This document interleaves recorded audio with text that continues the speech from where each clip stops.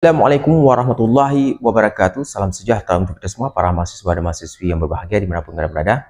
Pada sesi ini, tepatnya sesi kelima ini, kita akan membahas materi iaitu tentang tata letak ataupun alokasi yang sesuai awal dari pendirian perusahaan itu sendiri. Oleh kerana itu, kalau kita membahas tentang tata letak, itu yang merupakan sistem yang sangat efektif di dalam operasional yang sangat jauh, sangat panjang tentang pendirian dari sistem perusahaan itu sendiri.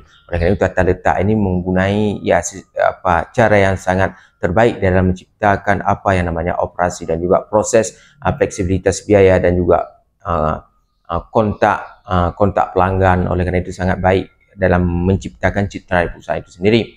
Oleh kerana itu, tata letak ini merupakan sistem yang sangat baik di dalam strategi ataupun target dari perusahaan itu sendiri, iaitu sangat disukai oleh organisasi di dalam sistem kerja ini karena dia merupakan efektivitas yang sangat baik di dalam proses pembuatan tata letak itu sendiri. Oleh kerana itu, silakan kalian mempelajari yang terbaik di bahan materi pokok yang telah disediakan oleh UT, iaitu yang jelasnya di manajemen operasi bisnis. Dan saya berharap kepada mahasiswa dan mahasiswi dapat memahami dengan baik tentang tata letak